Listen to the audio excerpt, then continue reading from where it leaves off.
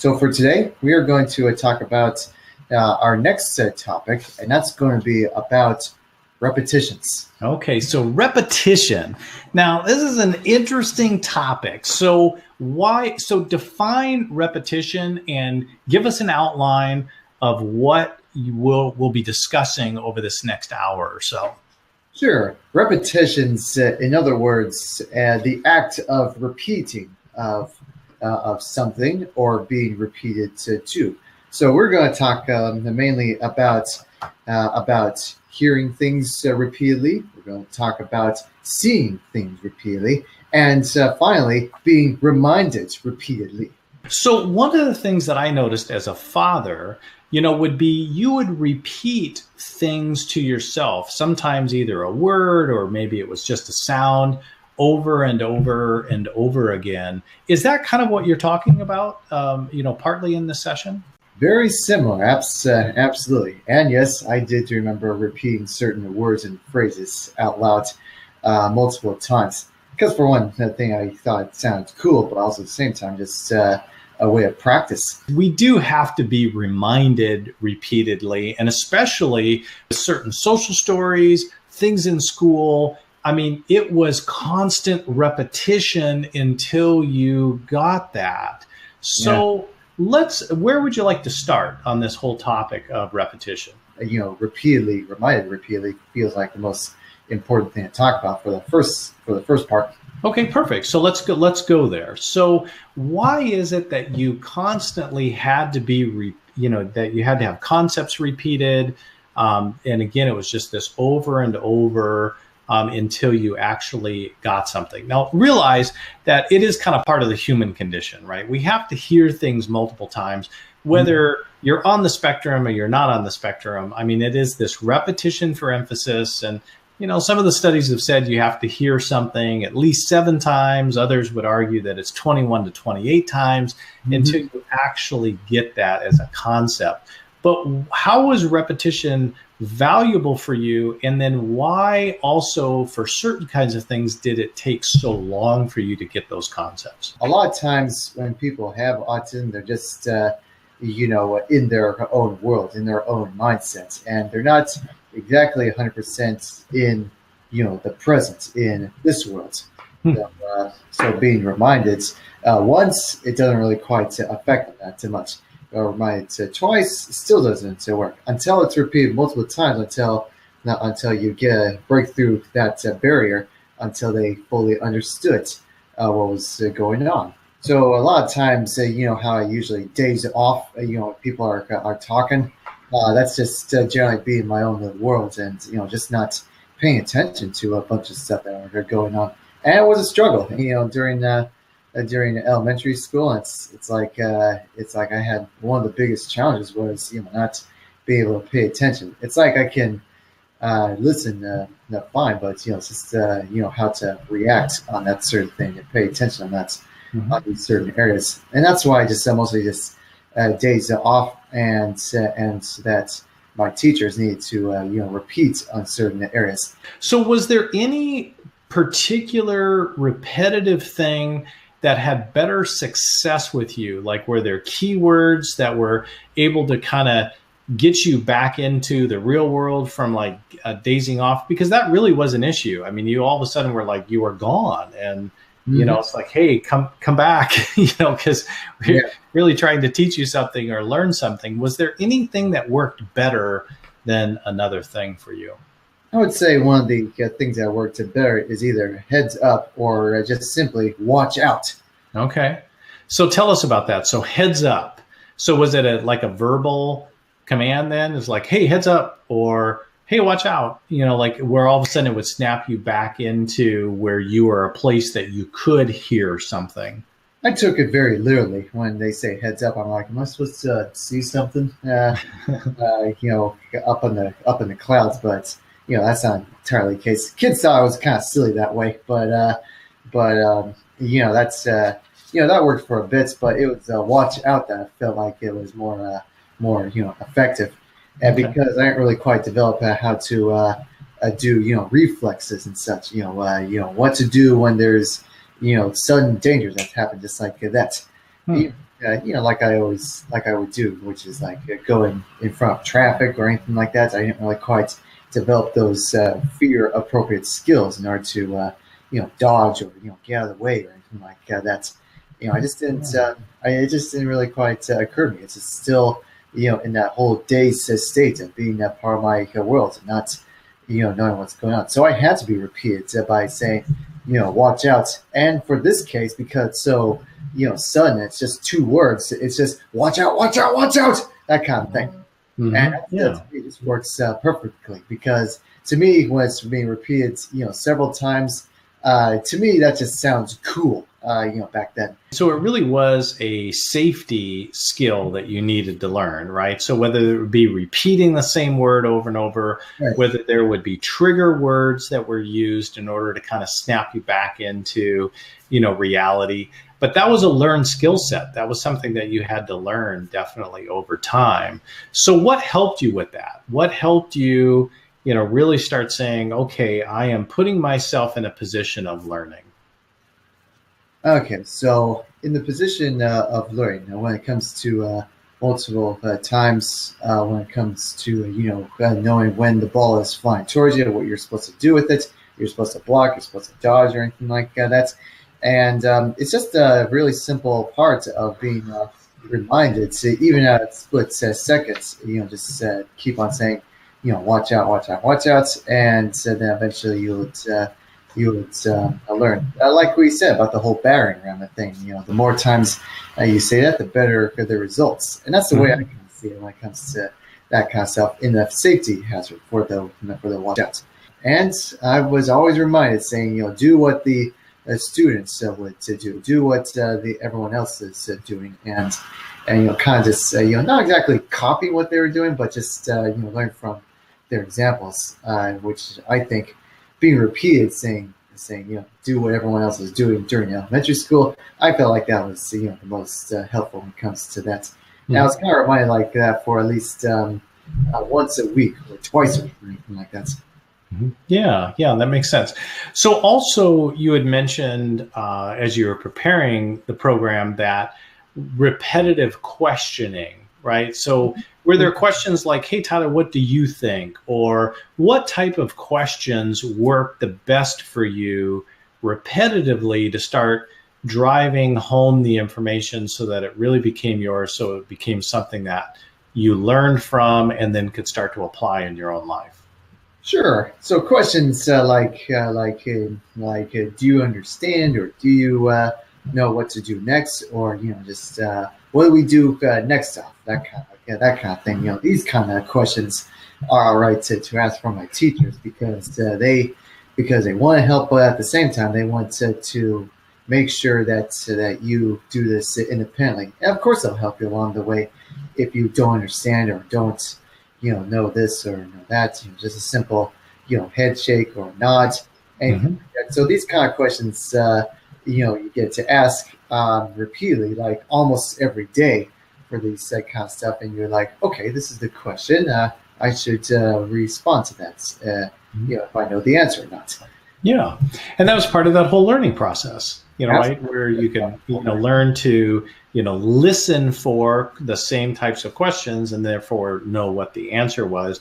Like I would ask the same questions, or your teachers would ask the same questions, and the answer to those questions, no matter what was going on, was exactly the same. Mm-hmm. Like if you heard me talk about on webinars before, like when we would talk on the phone or when you would leave me a voicemail, I literally could play back the voicemail from Tuesday and it would be exactly the same as the one on Wednesday and exactly the same as the one on Thursday. I mean, literally the same tone, the same length, the same thing. It was an exact duplicate of what you had said previously.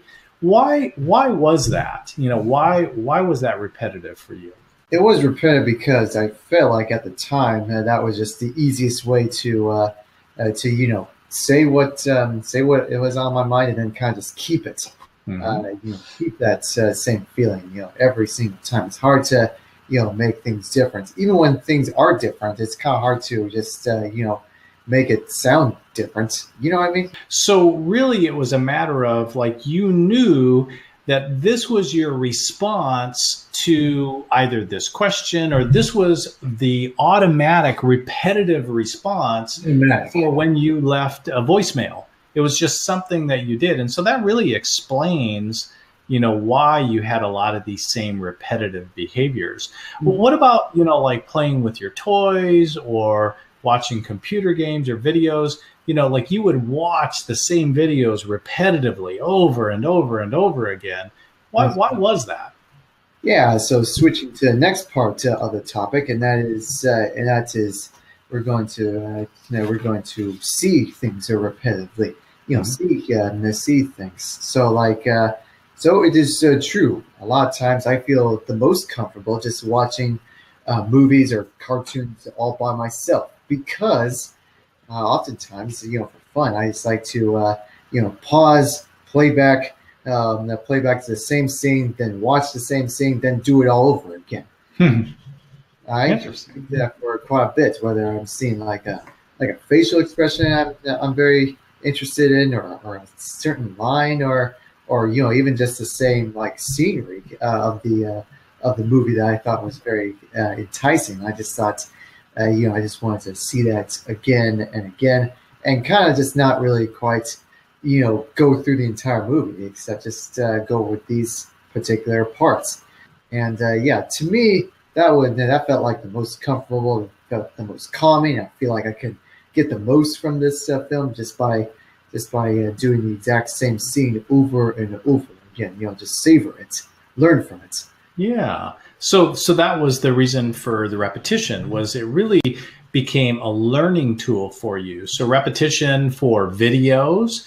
What would be other things that you would repeat as well, in addition to videos? Were there any other things that you would repeat over and over again?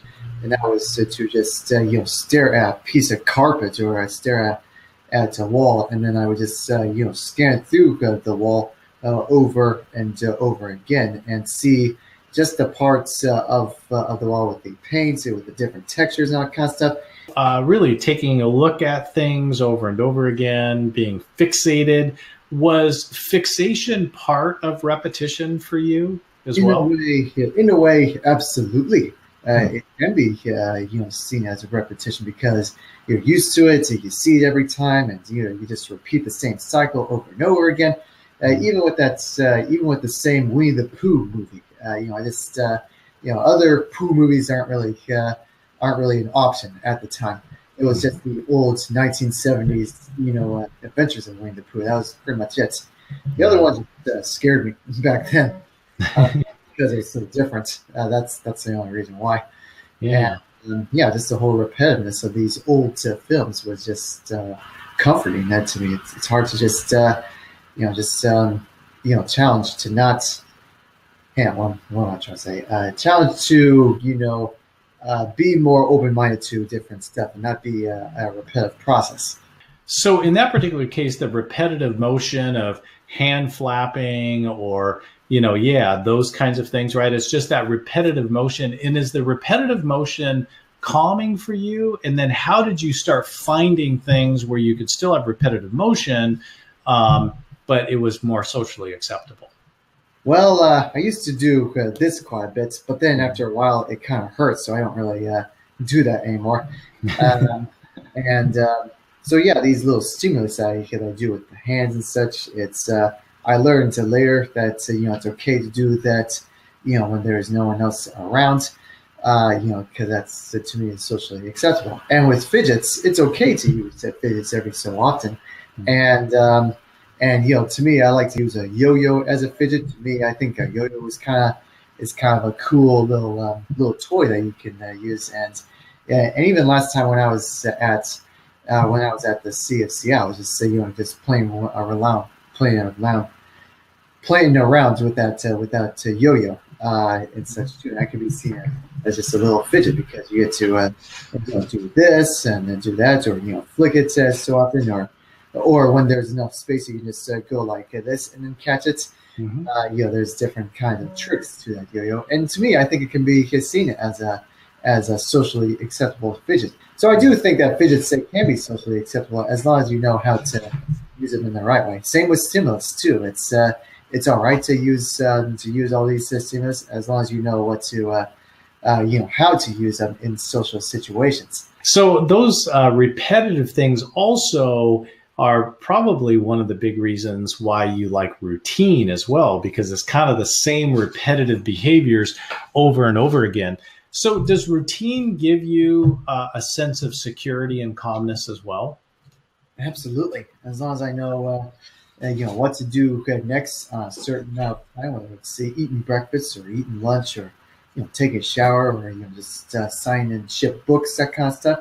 It's on my calendar and on my phone. So, I get to have these little reminders of this constant, repeated, pattern that goes on as well. That's just a way to, know what to do, keep in check, and, how to move forward and succeed with what you're doing. Yeah. In fact, I find it interesting that that's actually one of the reasons why Google, or other calendar utilities has the repeat function. So say, do you repeat it weekly? Do you repeat it daily? Do you repeat it monthly? Because we kind of like that routine. And that's something that's really important for someone who has autism, is to have that routine, scheduled routines. Maybe it's the same colors over and over again, or the same types of repetitive behavior.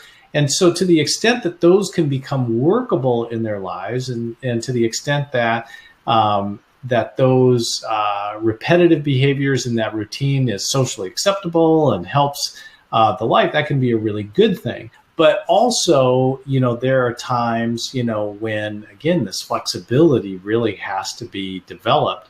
So, and also repetition also has to do with transition. And transitions oftentimes are very, very difficult for someone with autism. So how did you do with transitions? To be honest, it wasn't easy. I definitely had a hard time with transition. It's like, what do you mean we have to do this? I'm used to doing, staying at the same school and class and seeing all the same people. What's going on here? And it was definitely not easy. I was scared, nervous, and so what they did was that they just go through it step by step. Just this is what's going to happen. We will be you the whole way, even if it involves holding their hands. And to me, I have no problem with holding hands. I think it's just a great way of doing that stuff. I feel like it is necessary. It doesn't mean that you're like weak or that you're any less than anyone else. To me, that's just a way to help and to progress when it comes to transitions. I would say one of the top ways of doing this when it comes to repetitiveness is saying the exact same words and the exact same tone of the same phrase. Interesting. Yeah. So it's not just the words that matter, but it's also the same pitch or tone and such. It may sound weird, but I believe that it will help for those that are just learning and how to keep the stuff that's in their minds. Stuck in like brush your teeth or comb your hair, that kind of stuff. The same words, the same tone.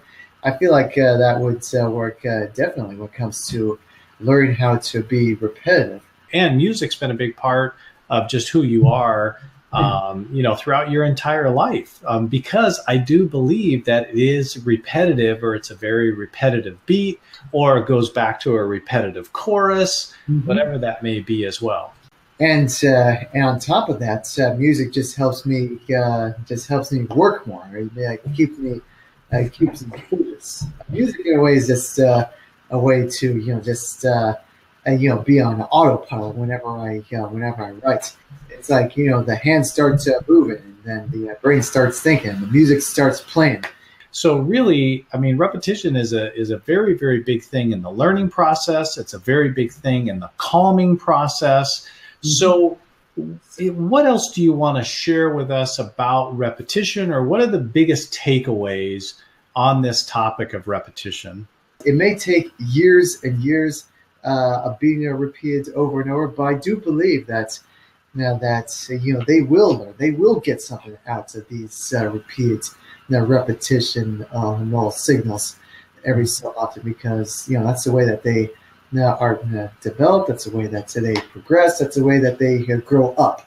Just don't give up. Just don't give up about what your kids needs to do or learn, because eventually I do believe that they will learn as time goes by. Yeah, just have to learn about patience, and to learn how to repeat at the right times, and never give up. No, and I think that's just excellent advice, especially for parents, because sometimes we feel like it's like, oh my goodness, we repeated this 10 times or 20 times or 100 times.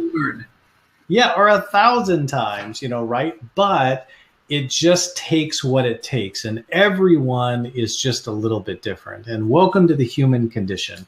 We do, whether we are typically developing, whatever label you want to put on, a neurotypical, or if you're on the spectrum, we all need reminders. We all need repetition for emphasis, but also realizing, especially with someone with autism, they need that repetitive behavior and that routine as part of the calming mechanism too. So you can leverage that as the learning process to make it part of, just this repetitive. And I think one of the real key takeaways too is saying the things with the same tone, because oftentimes what will happen is that repetition can be lost because we're saying it in a different tone, or we're saying it in a different way. And we think we're repeating ourselves, and the reality of it is someone with autism is hearing that almost kind of like for the first time. First time, exactly. Yeah, because it's said in a different tone, in a different way. So thank you again very much for being part of our audience, and we'll look forward to catching up with you on the next webinar. Thank you very much for coming. See you next time.